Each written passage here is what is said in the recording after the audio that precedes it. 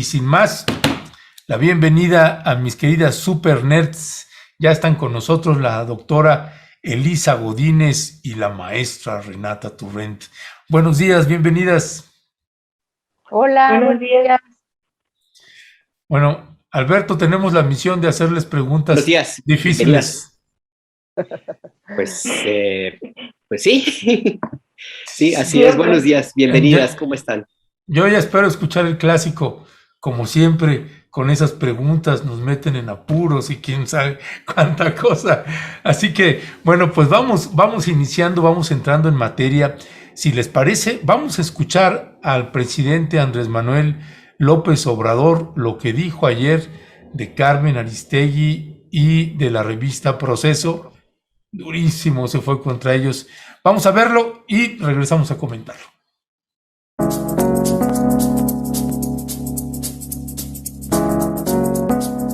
Proceso y Carmen Aristegui sacaron un reportaje,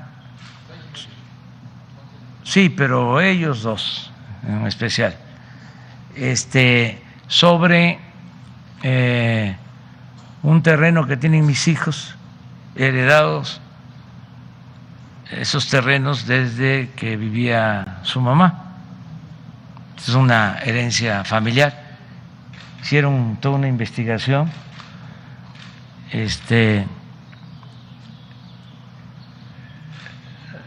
Mentirosa, sin fundamentos, para buscar mancharnos con la máxima de Lampa del periodismo, que la calumnia cuando no mancha tizna. Nada más aclarar de que no es cierto lo que están planteando en su reportaje. Y también aclarar que Proceso y Carmen Aristegui nunca han estado a favor de nuestro movimiento. Y ellos dicen que porque son independientes, y yo sostengo que sí son independientes, pero independientes del pueblo.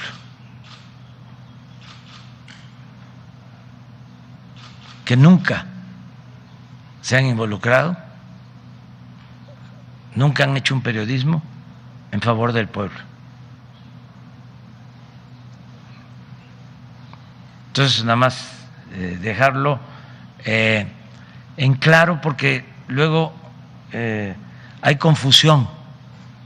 Se piensa que estos medios pseudo objetivos, pseudo progresistas, pseudo independientes tienen vinculación con nosotros, y no. Ellos están haciendo su trabajo, pero no tenemos identificación. No hay simpatías. Carmen Aristegui pues escribe en Reforma y pues pertenece pues al grupo que apoya al bloque conservador. Entonces, nada más aclararlo, porque ya no estamos en los tiempos de la simulación, y hay muchos que están en nuestro movimiento, que apoyan la transformación y que piensan que son personas que han ayudado al movimiento o apoyan al movimiento. No, ni cuando vivía don Julio Scherer, que lo quiero mucho.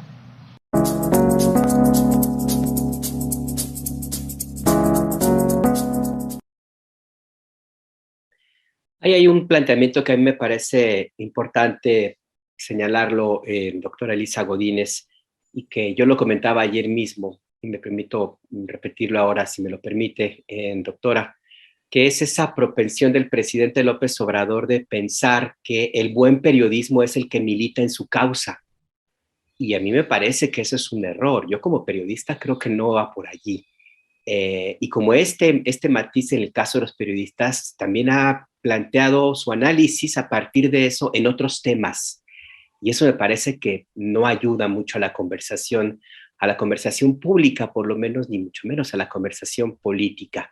¿Cuál es su mirada, doctora, sobre este punto en particular? El presidente López Obrador suele poner, por ejemplo, a los Flores Magón como un ejemplo de buena prensa, de buenos periodistas, pero los Flores Magón eran activistas, eran parte de un movimiento, no hacían el periodismo que ahora se practica, que es una herencia en México de la escuela estadounidense, pues sí, así es, pero que pone la imparcialidad como un eje fundamental, la comprobación de datos duros, sin concesiones ni de un lado ni de otro.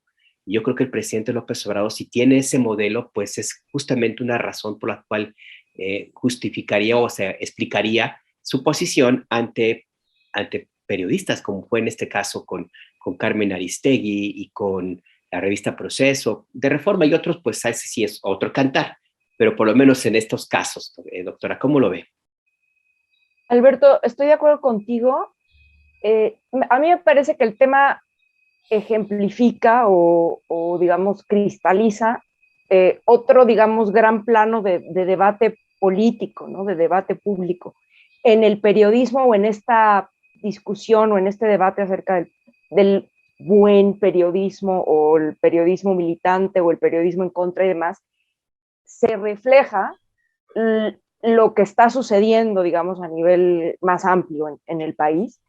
Y yo creo que más allá de mi opinión, yo no estoy de acuerdo como lo formula el presidente. O sea, por ejemplo, la declaración de ayer, yo no estoy de acuerdo. Me parece que el presidente ahí podría, si quisiera, dejar el punto mucho más claro y podría ser incluso un punto mucho más contundente, creo yo, si lo formulara de otra manera, pero acaba formulándolo a veces de una manera poco burda, a mi juicio, pero que independientemente de mi opinión, creo que el debate es muy necesario, el tema me parece muy importante a discutirse, porque, insisto, yo lo leo y lo contextualizo y me parece que refleja el momento de país que tenemos.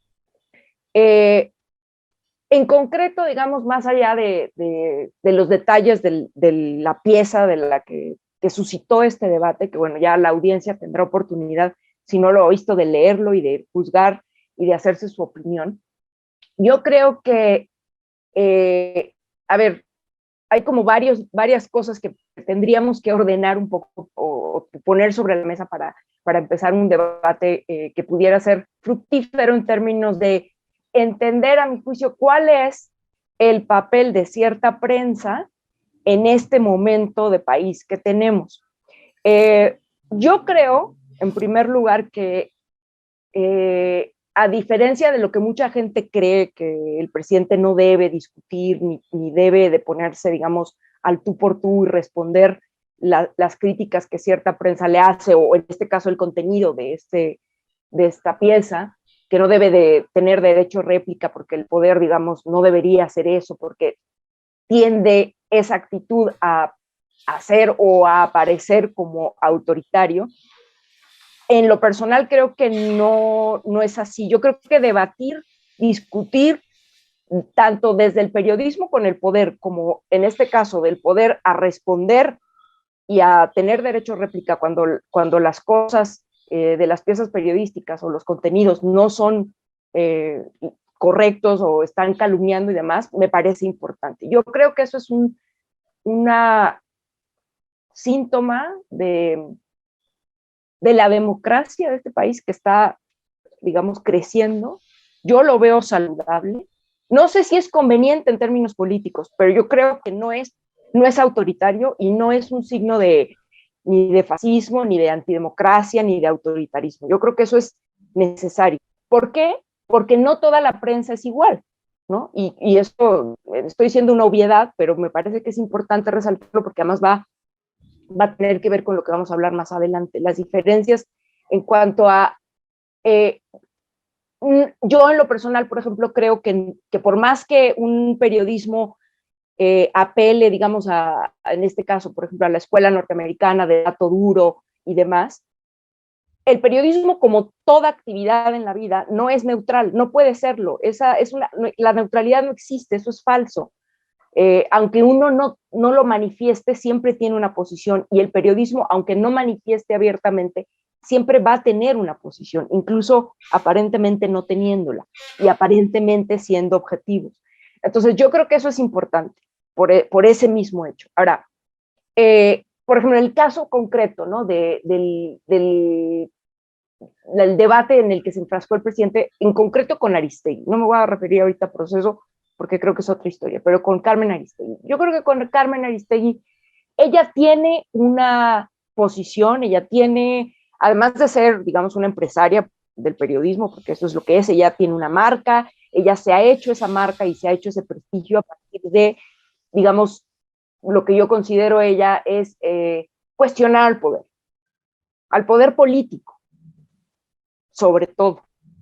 Pero aquí justamente lo que creo que vale la pena discutir es que el poder no es solamente el poder político, el poder constituido en términos de gobierno.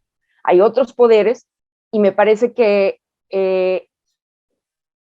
la crítica, no lo sé, esa es mi interpretación, la crítica que el presidente le hace a Carmen Aristegui y a Proceso, pero en este caso a Carmen Aristegui, muy mal formulada en términos verbales o narrativamente hablando, creo que tiene que ver con el hecho de decir, ok, tú no estás al servicio o no has hecho periodismo en favor del pueblo, que, insisto, es una mala formulación, pero me parece que lo que está detrás es que creo que Carmen Aristegui ha decidido, y es muy su derecho, ese periodismo ha decidido seguir esa línea de cuestionar al poder, pero no cuestionar igualmente otros poderes y no tener una posición igualmente crítica con otros poderes que en este momento de país, que en este momento político del que estamos viviendo en México,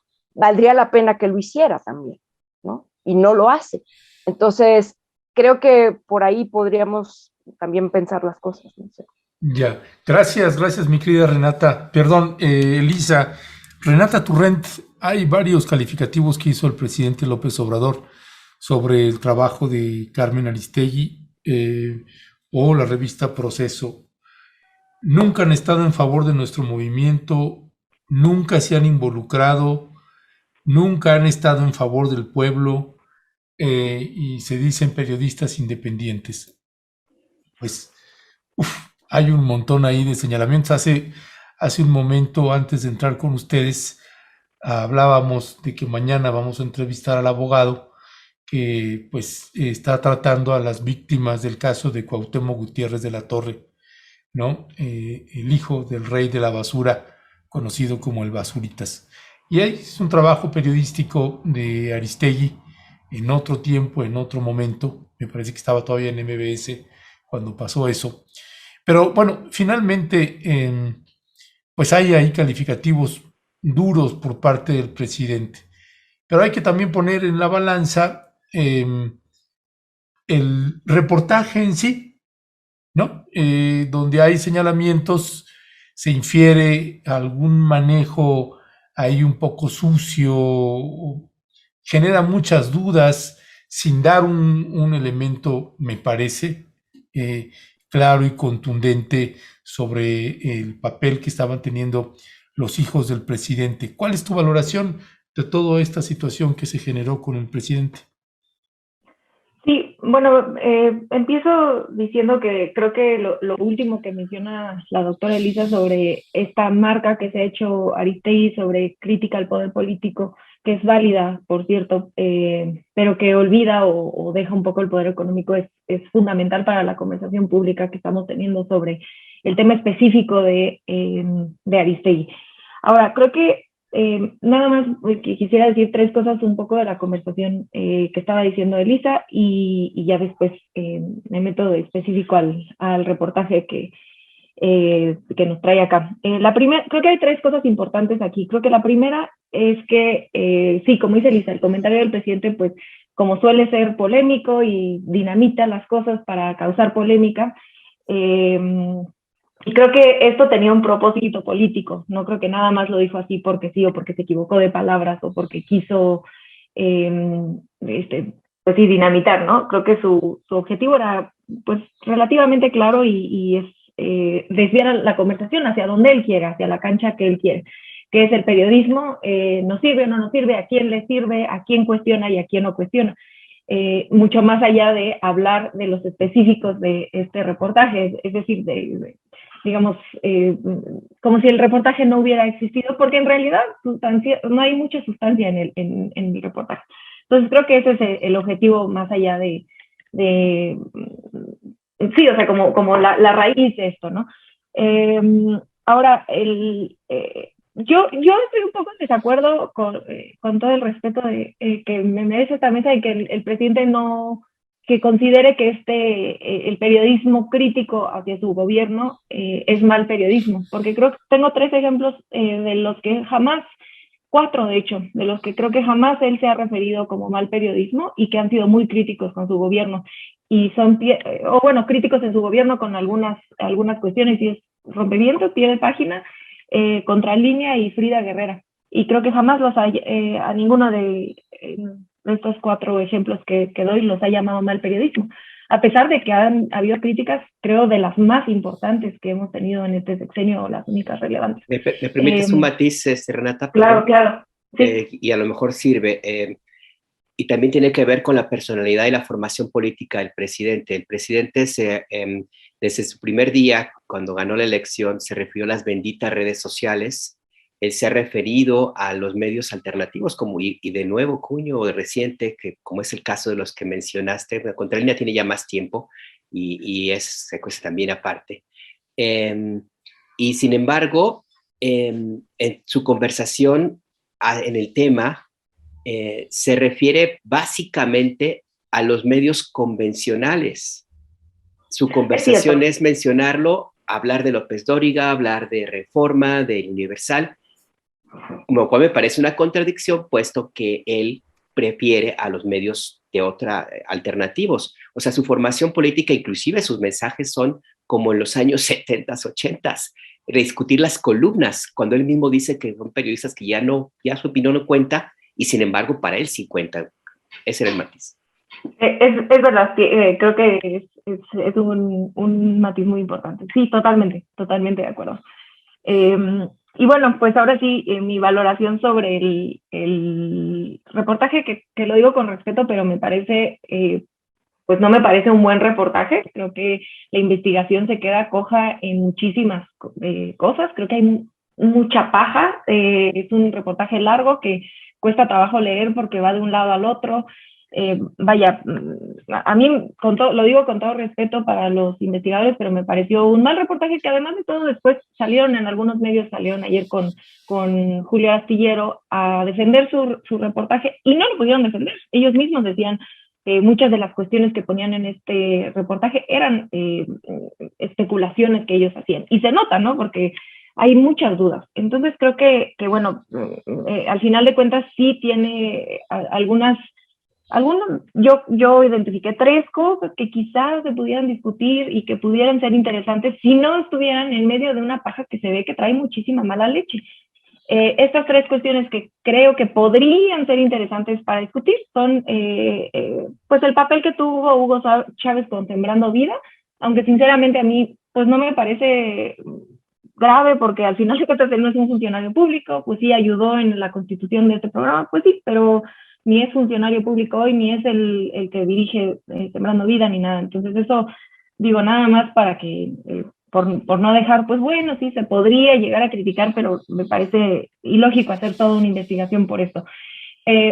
Y las otras 2 que creo que sí se podrían hacer, tampoco me parecen así como, wow, la gran cosa, pero bueno, uno es la supuesta, y esta sí me parece más importante, es la supuesta recomendación que dicen que dan técnicos de Sembrando Vida, algunos campesinos, para que talen los árboles y siembren cacao. Esto sería interesante nada más, y no lo dice el reportaje. Sería interesante saber si es un grupo de técnicos, un técnico, si es algo sistemático que es de la región y que hay un error técnico que se está, digamos, propagando en esa región y entonces hay que corregirlo, o si tienen intereses económicos. Hay como muchas preguntas que no quedan claras porque el número de ejemplos que dan en la investigación sobre cuántos sembradíos de cacao no funcionaron es muy pequeño. Y además de todo dicen, bueno, se echaron a perder porque hubo una inundación, pero no ahondan en si esa inundación es atípica o no, no queda muy claro, y es algo que hubiera podido ser interesante. Pero no se ahonda absolutamente nada, lo cual me hace pensar que pues no hay nada ahí, porque si no, supongo que se hubiera ido por ahí. Y dos, otra cosa que quizá hubiera sido interesante es esta patrulla que está cuidando el rancho. No les dieron las bitácoras, el gobierno estatal no le dio las bitácoras.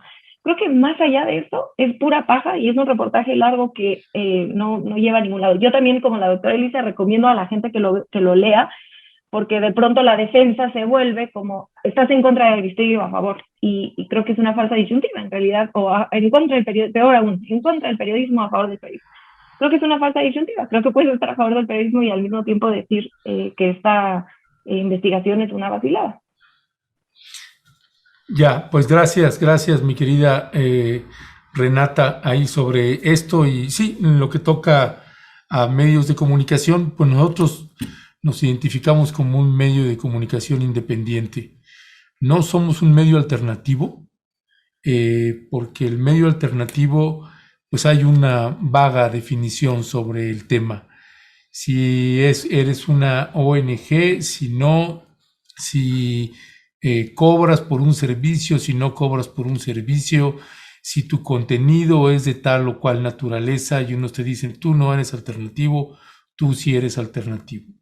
Nosotros, en el caso de Rompeviento, nos asumimos como un medio de comunicación crítico independiente, y que la gente pues vaya etiquetando al medio conforme considere. Y sobre ese respecto, ahí mi querida Elisa, yo plantearía también esta parte del papel que bien señala el presidente Andrés Manuel López Obrador, que me parece que coloca ahí en la palestra la línea editorial de Aristegui Noticias, ¿no? ¿Cuál es tu valoración? Porque pues, la coloca también como un medio de derecha. Hay señalamientos ahí, me parece que podrían tener algún hilo fino, que podría decirse, bueno, tal vez en algunos momentos, pero pues tal vez no. Y finalmente, todos los medios estamos sujetos a eso. Elisa, pie de página, Rompeviento TV, y todos estamos Caray, creo que sujetos. se quedó congelado Ernesto. ¿Ah, sí? Ahí Bueno, ya soy. No, ¿ya me escuché? Hola. Bueno, ¿ya me escucho? Sí. Ya no supe qué pasó. ¿Me están escuchando? No, más bien el que se congeló fue Alberto. Así que bueno, es que, perdón, ustedes escuchamos la voz de Alberto que decía que me había congelado, pero parece ser que es él. Ahorita resolvemos eso. Elisa, ¿cuál es tu valoración sobre estos planteamientos que hace el presidente López Obrador, que podrían ser, desde mi punto de vista, duros y a lo mejor tener matices de algo de cierto, algo de no cierto? ¿Cuál es tu valoración ahí? Mira, yo lo que pienso es lo siguiente.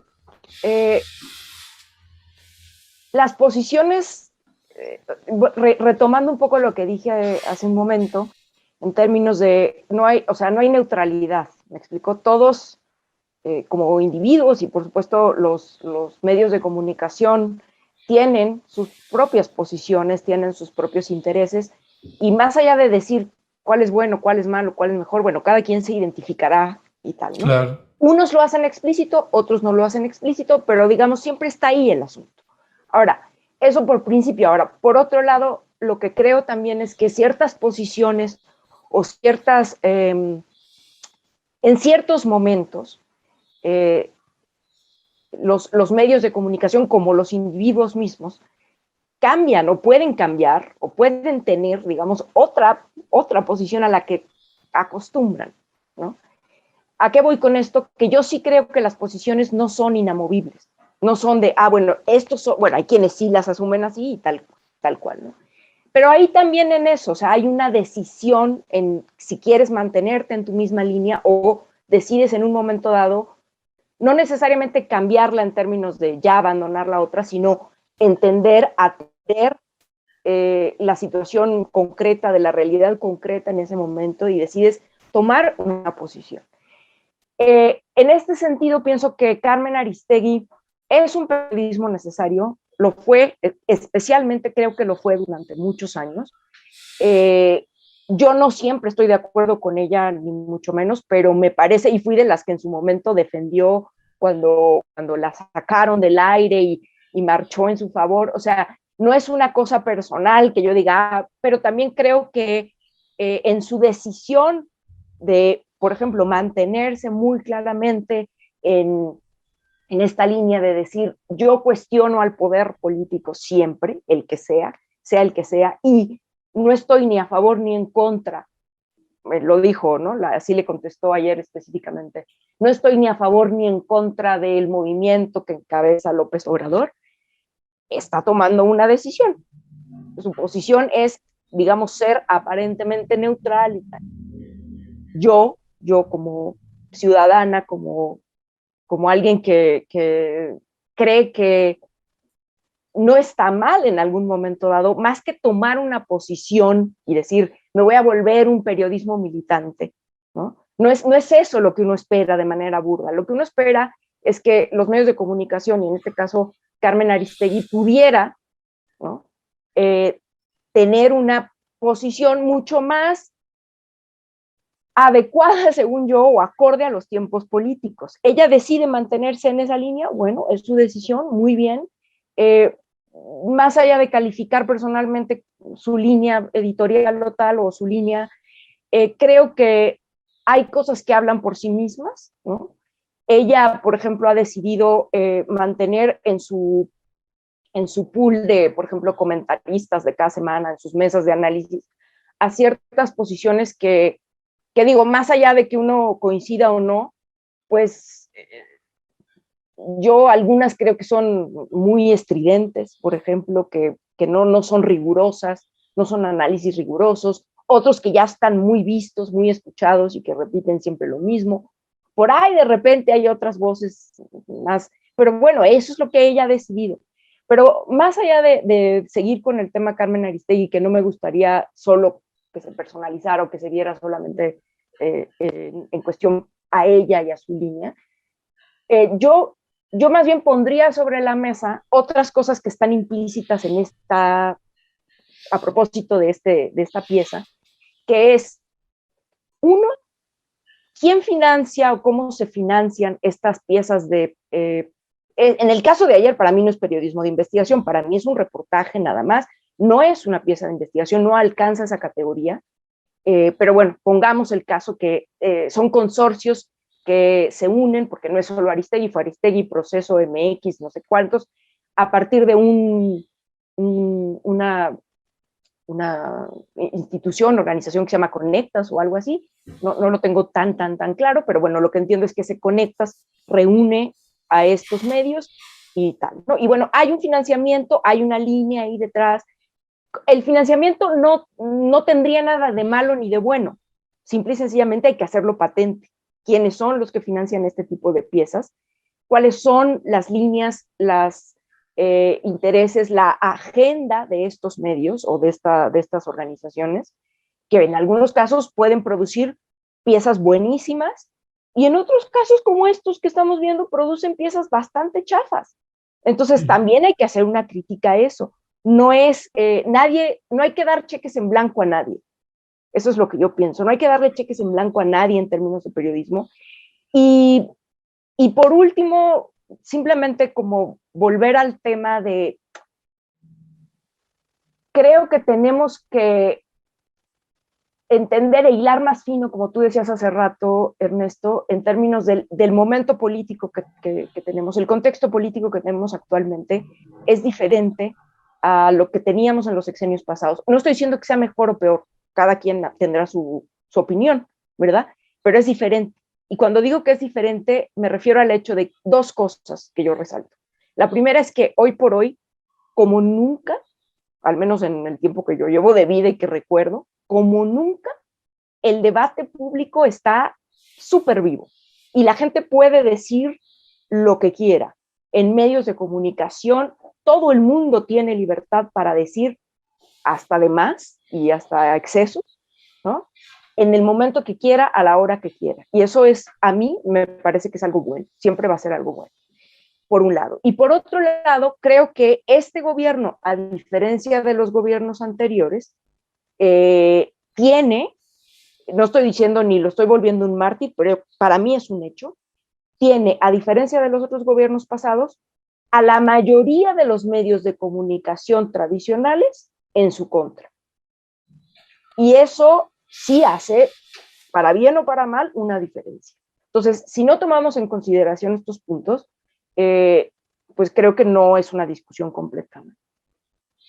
¿Puedo agregar nada más una cosita? Un segundo. Claro, nada más de lo claro. que dice Elisa de Conectas. Ayer lo sacaron en SDP. A Conectas a su vez lo financia lo financia indirectamente porque hay otro intermediario, está Conectas, que lo financia alguien más, que no me acuerdo cómo se llama, y a ese alguien más, a ese ente, lo financia el Dow Jones, Google News, el New York Times, Johnson & Johnson, entre otras dos. Pero yo aquí nada más lo que quisiera resaltar es que generalmente en las investigaciones, lo que decía Elisa, no todo lo que hace el New York Times o no todo lo que hace Google News es malo, por supuesto. De hecho, generalmente las investigaciones que se hacen en el New York Times en Estados Unidos traen su línea editorial, por supuesto, y están ahí aplaudiéndolo los demócratas, pero pues son investigaciones serias. Muy contrario a las investigaciones del New York Times que se hacen en México. Esas la verdad es que es nada más irle a preguntar al mismo círculo de élite, ahí van y se dan la vuelta entre Frank, no sé cuándo están hablando de salud y van con el mismo círculo y pues en realidad son bastante deficientes. Nada más un pequeñito comentario al margen. Es que además ahí hay una clase, una élite, perdón, hace rato el que se congeló fui yo, sí. Hay ahí como y ya tiene mucho tiempo, Renata, doctora Elisa, Godínez, Ernesto, ya tiene mucho tiempo que existe una especie como de, ¿cómo llamarle?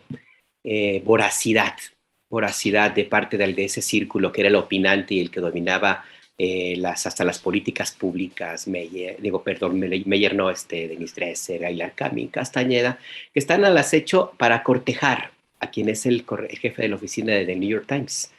Y para ellos es un logro, o sea, desde invitaciones a la casa, fiestas, ágapes, todo. Digo, que les cuento, yo fui corresponsal extranjero. A la BBC también la trataron de cortejar, pero pues como yo no soy muy de ese círculo, pues se hicieron a un lado, ni modo.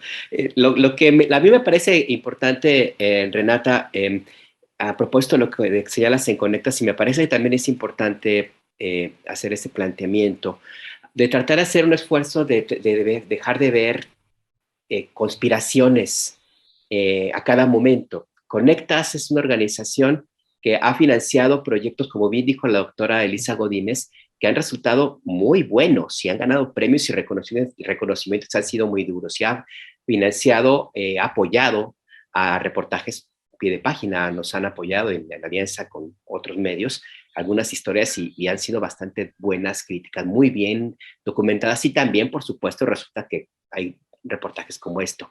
Más allá de esto, yo creo que sería importante para tener un debate que nos ayude a entender bien lo que vivimos ahora en la relación de prensa con el Estado, con el gobierno, salirnos un poquito de la conspiración y tratar de encontrar justificaciones de, es que ahora viene de la CIA, es que ahora viene de la KGB, no sé, no, tenemos aquí, creo yo, y no sé qué piensas tú, Renata, digamos, una crisis de un modelo de hacer y de entender el periodismo mexicano cercanísimo al poder. Y eso está haciendo crisis, porque este poder decidió cortar de tajo con esa relación y dejar simple y sencillamente a que cada quien se rasgue con sus propias uñas, y eso no lo entienden muchos periodistas que están dando vueltas como ratón loco, y lo único que han encontrado es buscar causas y militancias en las cuales se les financie para poder mantener su trabajo. Y ese me parece que ese es el tema, que hay algunos medios y algunos periodistas que no saben hacer periodismo si no hay alguien que les diga qué es lo que tienen que hacer, y que olvidaron que el periodismo se hace desde a pie, desde abajo, desde tierra, de espacios como este. Ahora sí que sufriéndole, pues.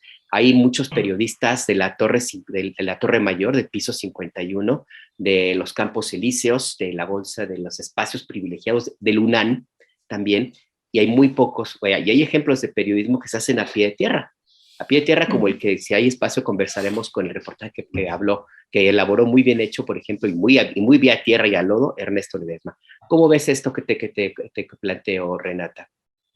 Totalmente de acuerdo, y creo que yo te agradezco el matiz o la explicación, porque definitivamente no creo que en a diferencia de otros reportajes que sí creo que hay intereses intervencionistas extranjeros, en específico de los gringos, en este específico no veo por dónde, ¿no? Simplemente lo que decía Elisa, creo que es importante empezar a entender cómo funcionan los reportajes, el periodismo de investigación, incluyendo quién financia, ¿no? Y en este caso en específico, creo que, como tú dices, mucho más sería, creo yo, una teoría de la conspiración, decir, sí, mira, desde Google nos están diciendo qué hacer, y para nada. Simplemente es una línea editorial que tiene Carmen Aristegui contra este gobierno, con otros gobiernos también, que ya lo mencionó, y creo que hizo una muy buena radiografía la doctora Elisa previamente. Entonces, eso definitivamente estoy de acuerdo contigo, y creo que aquí lo que mencionas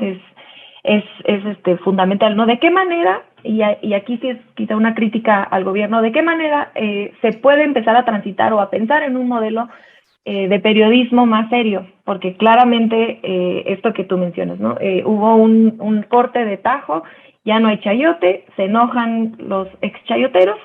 Creo que no solamente por cuestiones económicas, hay una cuestión ideológica muy fuerte ahí también. Empiezan a hacer golpe y golpe, y esto sí, lo que dice el presidente es cierto. O sea, tú, sobre todo en el radio, o sea, prendes el radio y es una locura, a toda hora, ¿no? 24 horas estar diciendo incluso mentiras en contra de este gobierno. Pero tampoco existe un modelo, o tampoco existe una vía o un apoyo por parte del gobierno para medios que sí estén haciendo periodismo serio. Y eso creo que es una falla del gobierno, porque entonces nos estamos quejando y estamos tratando de dinamitar este medio, esta forma de hacer periodismo, y lo hago entre comillas porque, con todo respeto, pues no había mucho periodismo en Televisa, ni en López Dóriga, ni nada. Lo dinamitamos, lo exponemos, se expone en las mañaneras, incluso se estigmatiza el mal periodismo, y se le explica, se hace un trabajo pedagógico con la gente de explicar que los medios de comunicación tienen una línea ideológica, y sobre todo tienen intereses económicos que defender. Uy, se nos fue el audio, ¿ah? Renata, no te escuchamos. Yo ya no digo nada porque ya metí la pata hace rato, así es que mejor. Se cerró tu micrófono, Renata. Renata, no te escuchamos. Pero, Leonardo, yo no veo que haya cerrado el micrófono en el Zoom. Yo veo ¿Tienes audífonos puestos, Renata? Desconecta el audífono y, a ver, ábrelo otra vez. Ábrelo otra vez. Ahí en el Zoom, abre tu micrófono, que ahorita está en silencio. Y eso que ella es la millennial, ¿eh? Mira, fíjate. Se le acabó a lo mejor la pila. ¿Sí nos escuchas? Ahí está, ya. Ok. Bueno, ahora sí, Renata, vas a tener que reelaborar otra vez. Ahí en el Zoom, abre tu micrófono. Tienes que silenciar tu compu. Eso es. Ya estoy. Ya, ¿verdad? Ok. Pues ahora sí, retomando un poquito esto que señalabas que hacía Alberto sobre esta acotación y de no irnos al conspiracionismo y demás, si quieres aterrizar ahí la idea, Renata. ¿Dónde me habría yo quedado? En todo mi rant, No, estabas hablando justamente de que se acabó el chayote y los chayoteros pues se enojaron no solamente por falta de dinero, sino porque se les quitaron poder, influencia y Claro. también un poco de ideología, y a partir de ahí a los siguientes segundos se fue. Bueno, ya nada más termino. Entonces, creo que sucede eso, pero la crítica que yo hago quizá al gobierno es que no se empieza a pensar, está bien que se dinamite eso, está bien que se haga esta labor pedagógica de decir por qué estos medios hacen un trabajo que no es muy transparente. Eso lo considero todo positivo, pero creo que también al mismo tiempo se tendría que empezar a construir una vía alterna o un apoyo desde el gobierno para que sí se pueda construir un periodismo serio, porque entonces si no tenemos periodistas muy serios que están en total precariedad, porque no necesariamente hay financiamiento aquí en el país, y creo que eso se debe financiar, así como se tiene que financiar la educación, la ciencia, también se tiene que financiar el buen periodismo. Entonces creo que eso es un faltante. A mí me gustaría ver esta crítica fuerte y de parte del gobierno a la prensa chayotera, pero acompañada de una construcción de un modelo de nuevo periodismo, donde no sea chayotero, simplemente donde exista la posibilidad de financiarse de una manera abierta y que el público sepa. Perdón, nada más una acotación, si me permites, Ernesto, nada más con que se clarifique la asignación de publicidad oficial, que es algo que está pendiente, y que se explique por qué hay medios que reciben 300 millones de pesos y hay otros que, por ejemplo, radios comunitarias que también tienen derecho, no reciben ni un peso. Pues sí, pues son varios ángulos ahí. Yo nada más comentar, mi querida Elisa, Renata, Alberto, a ver, algo que yo tengo muy claro que sucedió también cuando estaba la campaña electoral para la presidencia de esta última, del presidente, la que por fin ganó, ya había ganado en otras, pero le habían hecho fraude. Pero yo sí recuerdo que había y de eso había como un código dentro del periodismo.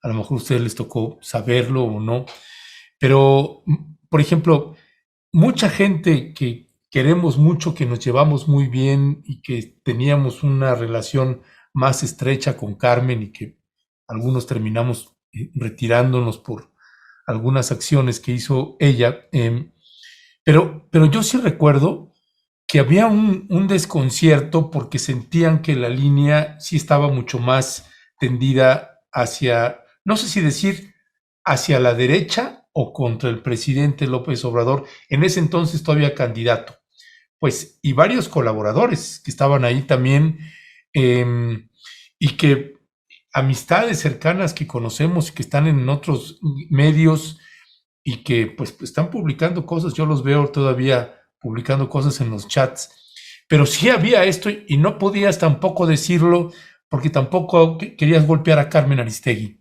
¿no? Y luego no puedes decir algo porque entonces tampoco quieren golpear a López Obrador.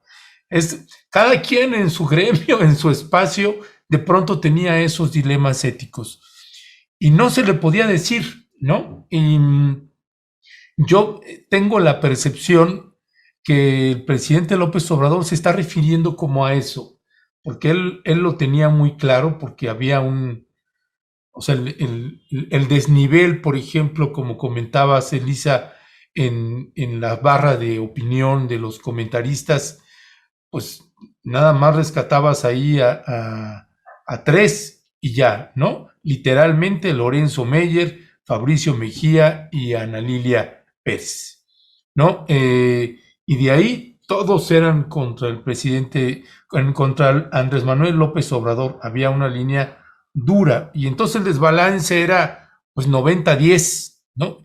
Y entonces empezó a darse también la molestia de mucha gente en ese sentido. De hecho, recuerdo que cuando Carmen le pide a Lorenzo y a Fabricio que dejen de colaborar con nosotros en Rompeviento porque se decía afectada y decía que nosotros éramos competencia y que eso le afectaba a ellos, que finalmente era una empresa. Bueno, pues más allá de que no esté de acuerdo con un planteamiento de esa naturaleza viniendo de Carmen Aristegui, independientemente de eso, el dilema ahí es la línea editorial finalmente, qué es lo que se estaba planteando o se planteó ahí, ¿no? Yo recuerdo que le decía a Carmen, oye, estamos en la campaña electoral y es una charla informal y pues caray, o sea, es un momento importante, tenemos afinidades políticas y tenemos una buena conversa con Fabricio y Lorenzo, pues es una videocharla los viernes en la noche, pero pues no hubo manera. Y ahí hablamos de otra línea editorial, ¿no? En este caso la nuestra. Finalmente, lo que se está colocando y poniendo ahí en la mesa, uno, que el presidente me parece que sí fueron desafortunados los descalificativos, porque si alguien ha hecho un trabajo periodístico y trabajo de investigación, hay muchos trabajos periodísticos premiados también de Carmen Aristegui y su equipo.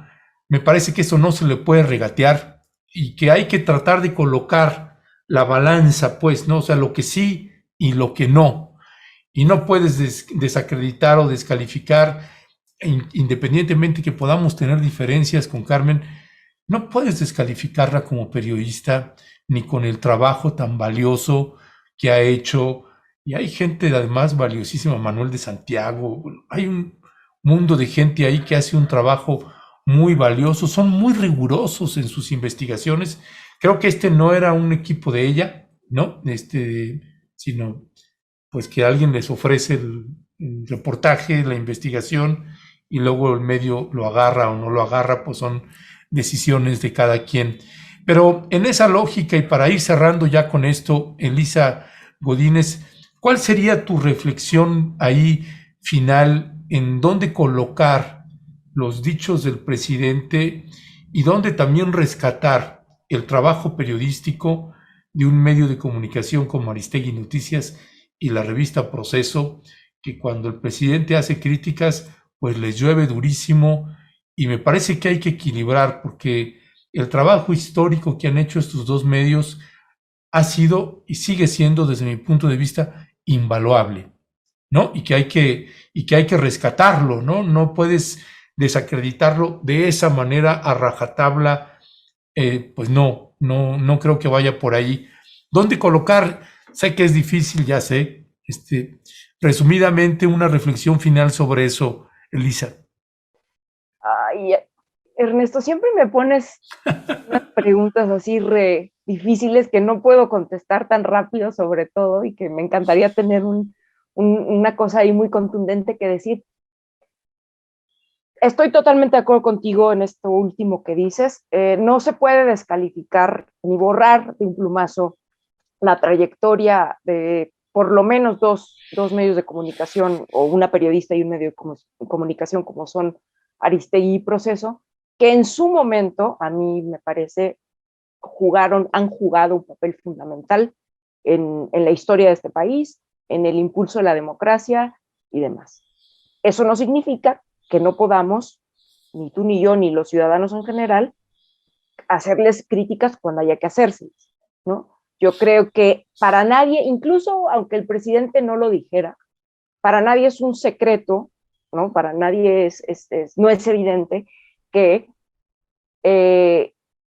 tanto la línea de Proceso como la línea Carmen Aristegui en los últimos años sí han tenido un viraje a lo que tradicionalmente eran, o a lo que tradicionalmente nos tenían más acostumbrados a las audiencias, ¿no?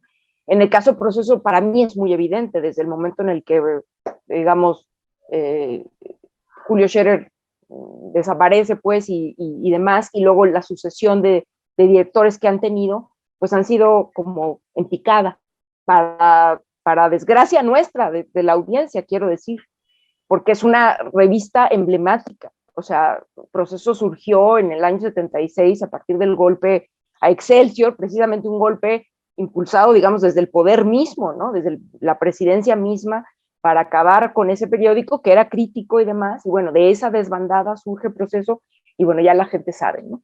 Y en el caso de Aristegui, lo que tú decías hace rato, yo creo que para nadie tampoco fue un secreto ver cómo el desbalance en su contenido está ahí, ¿no? Esos medios, creo yo, el punto es que han decidido ese cambio. Lo han decidido, nadie los ha obligado, honestamente hablando. Es lo que yo creo. Han tenido libertad y esa ha sido su prerrogativa, seguir esa línea. Tiene que haber una reacción ante eso.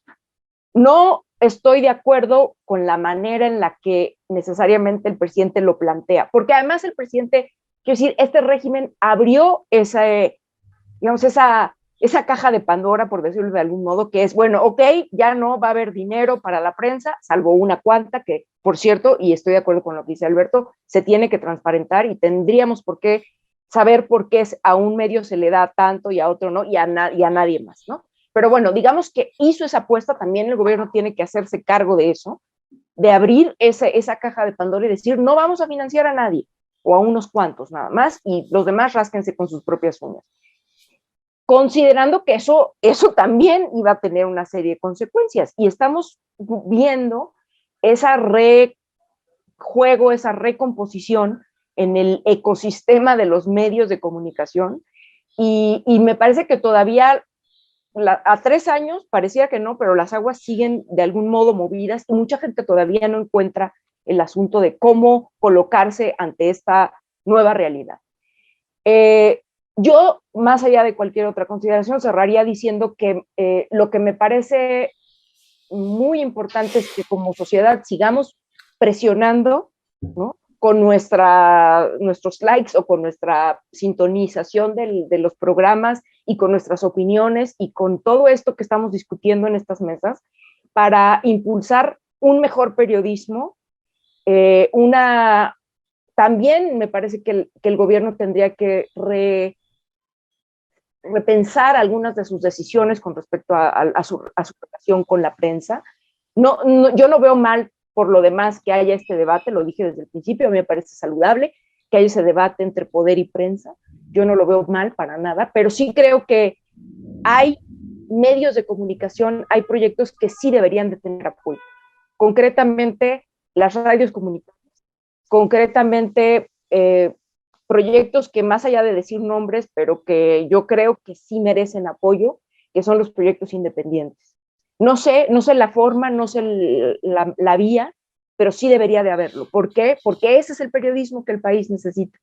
También, digamos, es necesario que existan otras opciones, por supuesto, yo no digo que no, pero en concreto a este país, a la democracia incipiente que tenemos, eso es lo que le hace falta.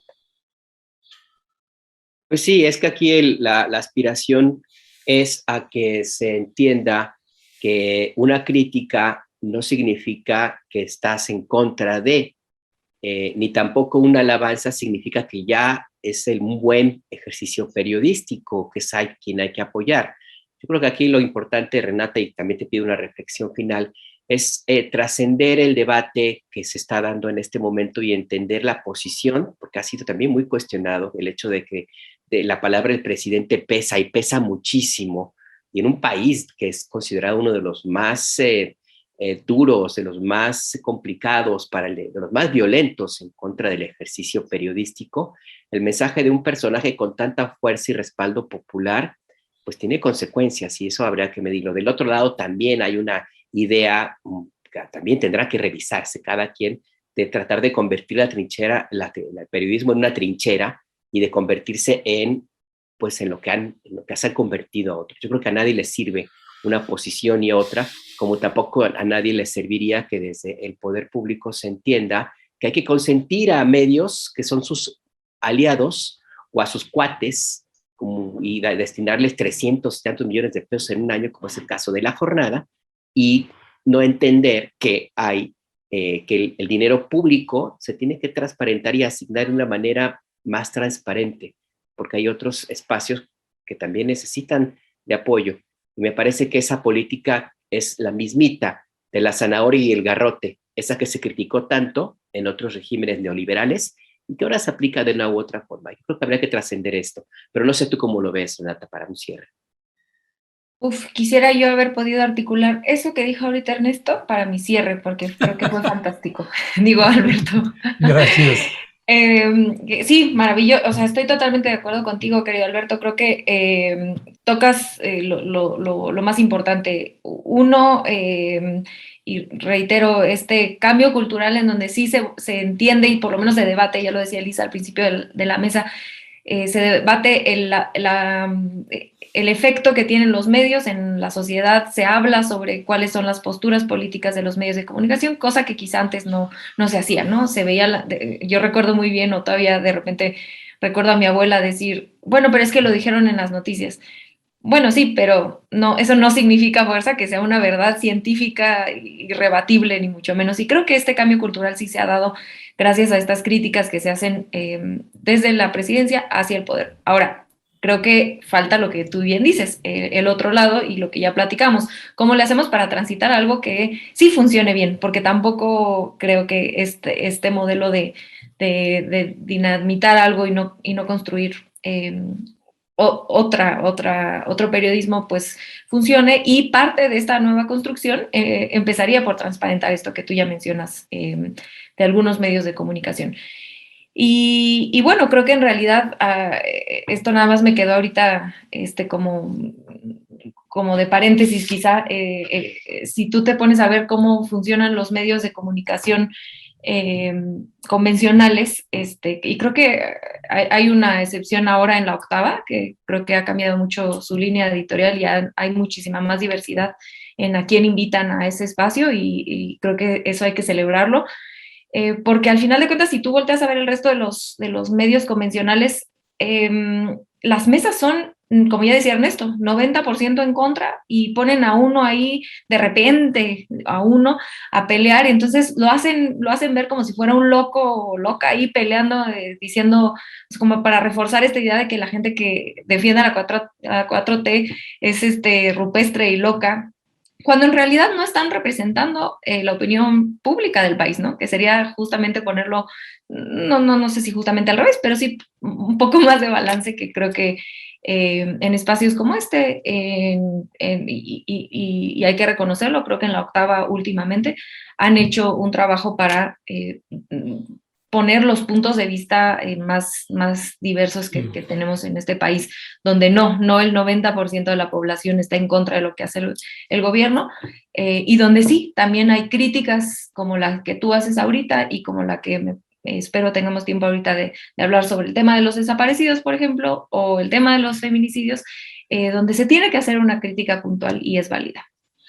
Gracias Renata. Pues si les parece, le damos unos 2 minutitos a cada quien, que perdón que ya nos acabó el tiempo, pero sí nos interesa y nosotros también le queremos decir que es un tema que nos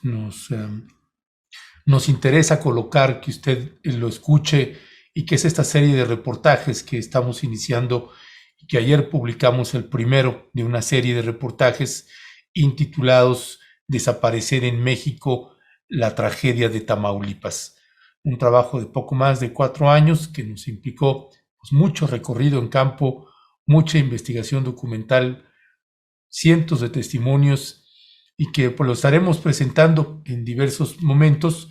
Ayer fue el primero y mañana es el informe del presidente que dará en el Zócalo, tendrá un mensaje a la nación.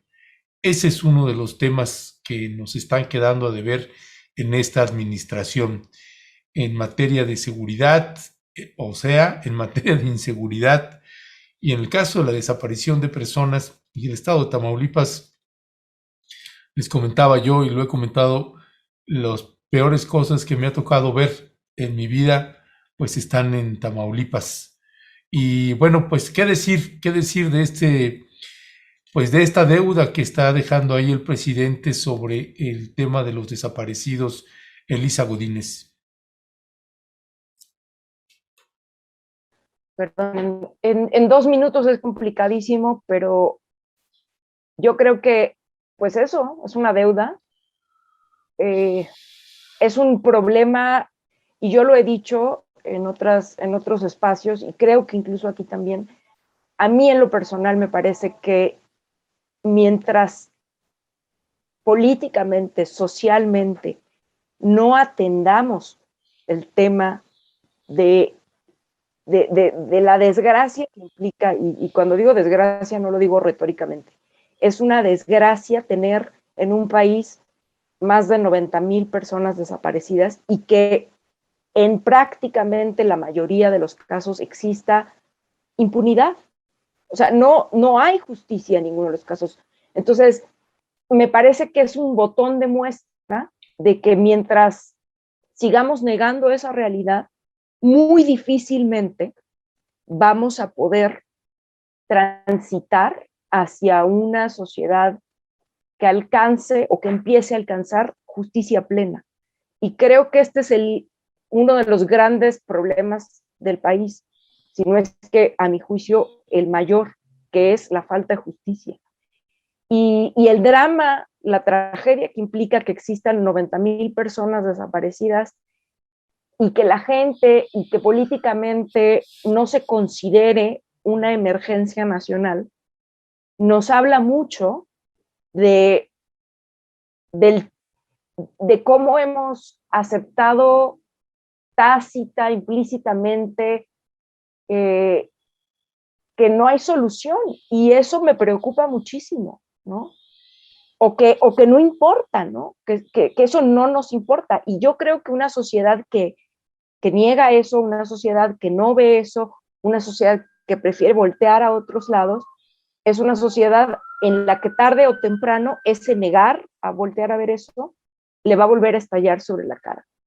Y por eso creo que tenemos que empujar, ¿no? Y por eso me parece tan valioso y tan valiente el trabajo como este reportaje que ustedes presentan ahora, ¿no? El trabajo que haces tú particularmente, Ernesto, porque, bueno, además yo quiero decir esto, me identifico en algún sentido porque hay una similitud entre el trabajo antropológico y el trabajo periodístico, que a mí me parece que salir a campo, ir a verlo, ¿no? Ir a verlo y constatarlo y regresar, y tú que llevas tantos años viendo esto, puedes tener un pulso importantísimo de lo que ha pasado en esta región del país, que como tú dices, son cosas inenarrables, ¿no? Entonces, ojalá bueno, te haremos y te ayudaremos a difundirlo y que cada vez más gente lo conozca, este tipo de trabajos, porque, insisto, como sociedad no podemos seguir volteando a otro lado. Gracias, Renata, Elisa. en 30 segundos, ¿cuál es? No, no es cierto. Adelante con tu última comentario. 30 segundos. Bueno, No, nada más no, invitar a la está bien, 2 minutos, no te apures. No, Está no van a bromeando. ver, así. No, pues nada más invitar a la gente a que tanto vea el reportaje y también que pues ayude a difundirlo, porque como bien decía Elisa, creo que no, como sociedad no sabemos cómo abordar este tema, ni siquiera. Entonces, lo más sencillo o la forma de sobrevivir a tanta violencia ha sido un poco dejarlo, mejor no veo lo que está pasando. Y creo que tienes toda la razón, eventual, tanto como en algo público como en la vida, estas cosas que tú dejas a un lado y no quieres abordar, luego te explotan en la cara y te explotan peor. Entonces creo que en este sentido el periodismo está cubriendo una falla de Estado que lleva muchísimos años, y ese vacío de no saber ni siquiera cómo abordar el tema, cómo empezarlo a procesar, cómo solucionarlo, cómo nada, no sabemos ni por dónde empezar, pues es gravísimo, ¿no? Creo que en el tema de desapariciones forzadas por lo menos se están haciendo estas comisiones, y se está tratando de sanar o por lo menos de traer a la conversación pública, pero no de las desapariciones, o sea, se está haciendo con estas comisiones que tiene Encinas de las desapariciones forzadas del 90, me parece el 2000, algo así, pero no se está haciendo con las desapariciones de la guerra contra el narcotráfico, ¿no? Y tenemos, como decía Lisa, 90,000, obviamente de antes de la guerra contra el narco, pero bueno, un acumulado muy fuerte de desapariciones durante la guerra contra el narcotráfico, y aquí creo que este vacío de Estado lo está pues llenando las madres que buscan a sus hijos, hijas, y pues el periodismo que nos está haciendo voltear a ver un tema que a fuerza tenemos que hacerlo. Pues gracias mi querida Renata Turrent, Elisa Godínez, pues les mandamos un fuerte y fraterno abrazo, como siempre, y siempre un placer meterlas en apuros. Gracias. Gracias, Ernesto, Alberto, Elisa y a toda la gente que amablemente nos ve. Igualmente, abrazo a todos, mucho gusto. Bye. Gracias. Hasta luego, que tengan buen día. Gracias.